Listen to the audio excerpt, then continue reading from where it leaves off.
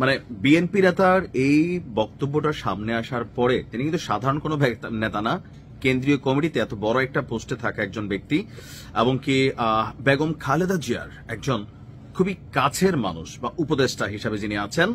তো ওনার এমন বক্তব্য শোনার পর অনেকে বলছেন যে তাহলে আওয়ামী লীগ সরকার যে জামাতকে নিষিদ্ধ করছিল, তো এটা তো কোনো অপরাধ ছিল না মনে হয়, কারণ বিএনপি তারাও মনে করতেছে যে জামাতকে নিষিদ্ধ করতে হবে। তাও কেন?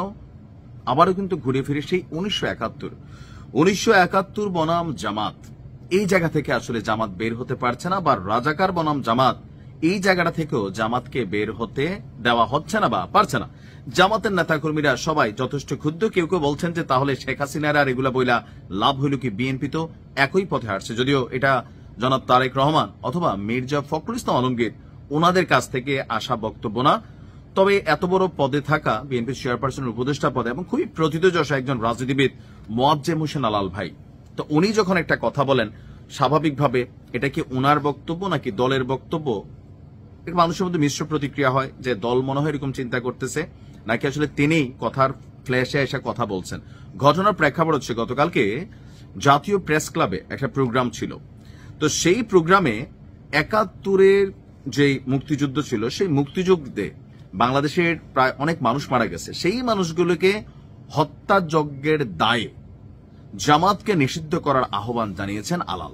তিনি বলছেন যে বিএনপির পক্ষ থেকে দাবি চলা উচিত 23 এবং 24 এবং এর আগের গণহত্যা, নির্মম নির্যাতন, নিপীড়ন, ভোটাধিকার হরণের জন্য যদি আওয়ামী লীগের কার্যক্রম নিষিদ্ধ হতে পারে, অর্থাৎ জুলাই আগস্ট আন্দোলনকে কেন্দ্র করে যা যা ঘটছে এগুলোর জন্য যদি আওয়ামী লীগের রাজনৈতিক কার্যক্রম নিষিদ্ধ করে দিয়ে থাকে এই সরকার, তাহলে 71-এর গণহত্যা, ধর্ষণ, নারকীয় হত্যাযজ্ঞের কারণে জামাত ইসলামকেও এই আন্তর্জাতিক অপরাধ ট্রাইব্যুনালের মাধ্যমে আপনার নিষিদ্ধ করতে হবে। ইভেন তাদের যে রাজনৈতিক কার্যক্রম সেইটাকেও নিষিদ্ধ করতে হবে। একই অপরাধে দুই রকম বিচার হইতে পারে না।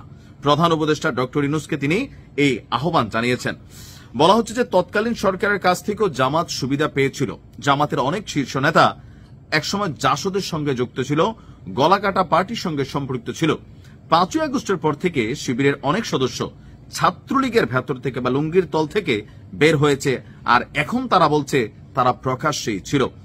তিনি বলছেন জামাত এখন রূপ বদলাতে শুরু করেছে, হিন্দু সম্প্রদায়কে নিয়েও তারা সমাবেশ করছে যাতে বিএনপির ভাবমূর্তি নষ্ট হয়। কারণ বিএনপি এখন এমন এক অর্জুন গাছের ছালের মতন, যার যখন প্রয়োজন কেটে নিয়ে যায়। দেশ বর্তমানে বহুরূপীদের খপ্পরে পড়ে গেছে। এখন বিএনপির করণীয় হলো ধৈর্য ধরে সময়ের অপেক্ষা করা।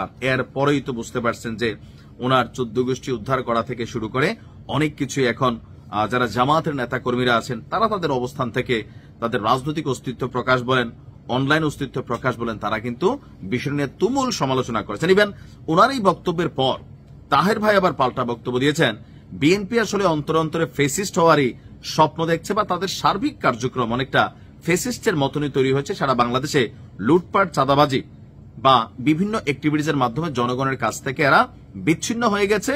আর আগামী নির্বাচনে বিএনপির আসলে পায়ের তলের মাটি কতটুকু সেইটা এরা টের পাবে নীরব ভোট ব্যালটের বিপ্লবের মাধ্যমে। এখন যার যার পলিটিক্যাল পয়েন্ট অফ ভিউ থেকে তিনি এমন কথা বলবেনই।